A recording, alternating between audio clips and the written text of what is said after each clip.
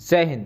आइए चलते हैं और आज एक नया टॉपिक हम आपके बीच में लेके आए हैं। आज हम कराने वाले मुबारक शाह खिलजी और खिलजी वंश पर अब तक हम लोगों ने 2 वीडियो बना दिए हैं, जिसमें हम लोगों ने, आप जानते हैं खिलजी वंश में 5 शासक हुए हैं। 5 वंश में पहला जो अगर हम बात करते हैं जलालुद्दीन फिरोज खिलजी, दूसरा अलाउद्दीन खिलजी और तीसरा सिबाउद्दीन उमर था जो कि अलाउद्दीन खिलजी का पुत्र था, और चौथा है मुबारक शाह खिलजी और 5वां होगा खुसरो खां। आज इस वीडियो में हम अलाउद्दीन खिलजी को कंप्लीट कर देंगे। आइए चलते हैं और वीडियो को शुरू करते हैं।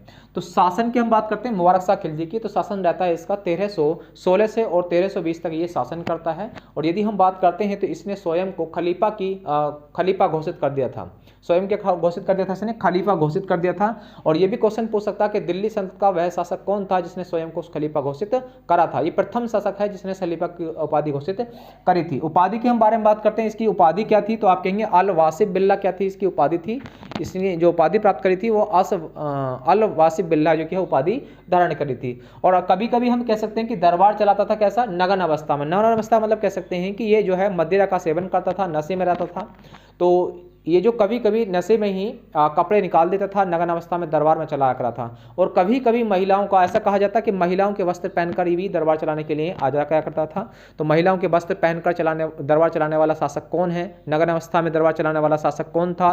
तो ऐसे भी क्वेश्चन आप लोगों से पूछ सकता है। तो दिल्ली सल्तनत का वह प्रथम शासक जो नगन अवस्था और महिलाओं के वस्त्र पहनकर शासन को चलाया करता था। दूसरी चीज निर्माण के हम बारे में बात करते हैं, तो इसने एक उक्खा मस्जिद का निर्माण कराया था। उक्खा मस्जिद जो कि हिंदू और जैन जो मंदिर थे उन पर क्या इसने अपने निर्माण कराया था, किस मस्जिद का, उखा मस्जिद का इसने निर्माण कराया था। अगर आपसे पूछा जाए कि उखा मस्जिद कहां पर है तो राजस्थान है। और निर्माण किसने कराया था, मुबारक शाह खिलजी ने इसका निर्माण कराया था। इसके बारे में बात करते हैं कि जो सेनापति था इसका, वो सेनापति था खुसरो खां। कौन था, खुसरो खां इसका सेनापति है। और खुसरो खां जो है इसकी हत्या कर देता है किसकी, मुबारक शाह खिलजी की। और कब करता है, 15 अप्रैल 1320 को कर देता है, हत्या कर देता है, जिससे मुबारक शाह की क्या हो जाती है, हत्या हो जाती है। और गद्दी पर कौन बैठ जाता है, खुसरो खां बैठता है। तो यहां से हम देखते हैं कि खुसरो खां के बारे में, तो खुसरो खां का जो टाइम पीरियड रहता है, जो शासन करने का काल रहता है 15 अप्रैल से और 7 सितंबर 1320 तक रहता है। और बात यहां से आगे हम समझते हैं कि इसके बारे में कि खिलजी वंश का अंतिम शासक कौन था। तो खिलजी वंश का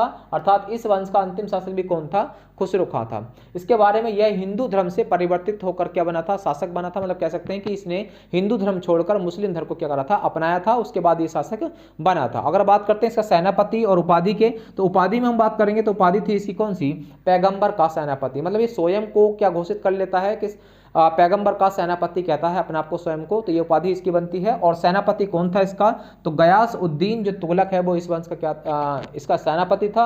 और ये इसका ही सेनापति खुसरो की क्या कर देता है, हत्या कर देता है। खुसरो खां की क्या कर देता है, हत्या कर देता है। और एक नए वंश की स्थापना करता है जिसका नाम होता है तुगलक वंश। तो आज के लिए हम इस वीडियो में इतना ही कराएंगे, नेक्स्ट वीडियो में तुगलक वंश को। तब तक के लिए जय हिंद।